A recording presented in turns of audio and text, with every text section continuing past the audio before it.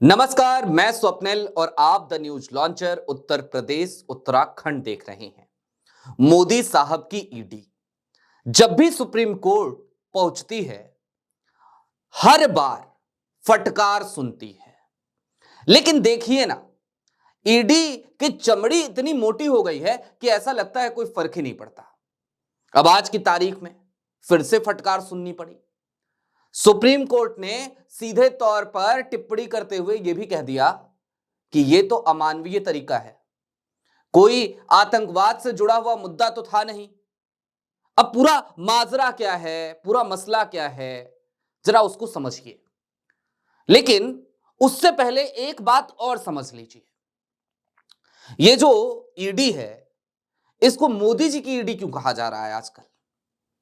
जाहिर सी बात है कि जब कोई एजेंसी टारगेट करे और सिर्फ विपक्ष को टारगेट करे, जब कोई एजेंसी उन तमाम नेताओं को बख्शने लगे जो नेता विपक्ष को छोड़कर सत्ताधारी दल यानी भारतीय जनता पार्टी में शामिल हो जाए या उसके गठबंधन एनडीए का हिस्सा हो जाए, तो फिर भला कहा क्या जाए?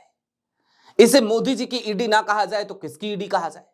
लिहाजा यह डिस्क्लेमर है, हम मोदी जी की ईडी क्यों कह रहे हैं। अब पूरा मामला क्या है, जरा उसको समझिए। हरियाणा के पूर्व कांग्रेस विधायक नाम सुरेंद्र पवार, जुलाई के महीने में इनको ईडी ने नोटिस देकर बुलाया। ये सुबह 11 बजे ईडी के नोटिस पर पहुंच गए। जब पहुंचे तो ईडी के अधिकारियों ने इनको बिठा लिया, इनसे पूछताछ करनी शुरू करी।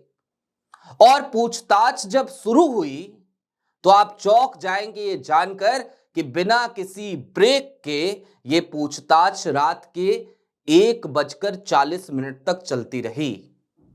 यानी कि कोई व्यक्ति सुबह 11 बजे ईडी के दफ्तर में दाखिल होता है और देर रात को 1:40 तक उससे पूछताछ की जाती है। उसके बाद उसे गिरफ्तार किया जाता है।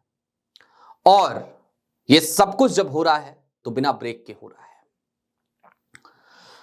अब यह मामला हाईकोर्ट पहुंचा। हाईकोर्ट पहुंचा तो हाईकोर्ट में सुरेंद्र पवार के पक्ष में फैसला आ गया।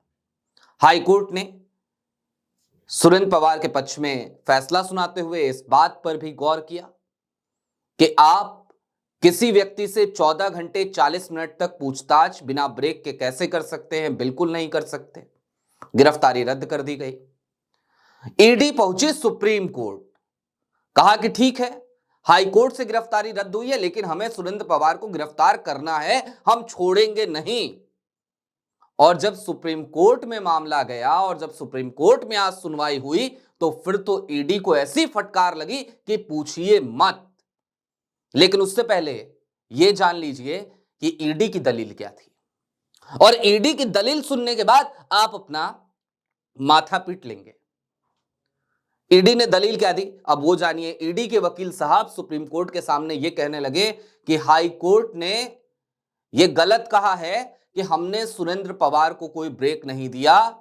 11 बजे वो ईडी के दफ्तर में आए थे, 1:40 तक उनसे पूछताछ हुई थी, ये सत्य है, लेकिन उनको ब्रेक मिला था। और ब्रेक क्या मिला था? तो जनाब डिनर ब्रेक मिला था। यानी कि एक व्यक्ति 11 बजे से लेके 1:40 तक आप उससे पूछताछ करते रहिए और उसको डिनर ब्रेक दीजिए और ऐसा दिखाइए जैसे आपने कोई बड़ा एहसान कर दिया। सुप्रीम कोर्ट इस मसले पर कड़ा रुख उसने अख्तियार किया, हाई कोर्ट के फैसले को बरकरार रखा और उसके साथ ही साथ अब क्या कहा वो आप देखिए, आपकी स्क्रीन पर भी है। सुप्रीम कोर्ट ने कहा कि 15 घंटे तक, 14 घंटे 40 मिनट तक आप सुरेंद्र पवार से पूछताछ लगातार क्यों करते रहे।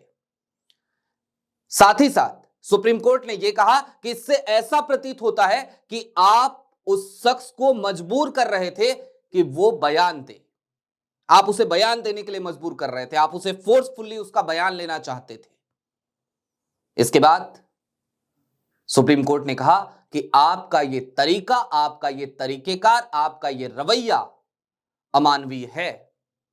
ये मसला कोई आतंकवाद से जुड़ा हुआ मसला नहीं था, ये अवैध खनन से जुड़ा हुआ मसला था। और अवैध खनन से जुड़े हुए मसले में आप किसी व्यक्ति को किसी आतंकवादी की तरह ट्रीट नहीं कर सकते। अपने रवैये को सुधारें, अपने रवैये को बदलें। यह सुप्रीम कोर्ट की सख्त टिप्पणी है।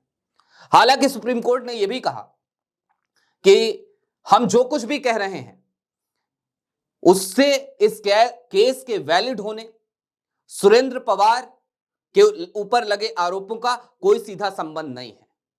हो सकता है कि आरोप सही हो सकता है कि केस वैलिड हो, लेकिन हम जो कुछ भी कह रहे हैं वो इस आधार पे कह रहे हैं कि आपने जो किया वो गलत किया।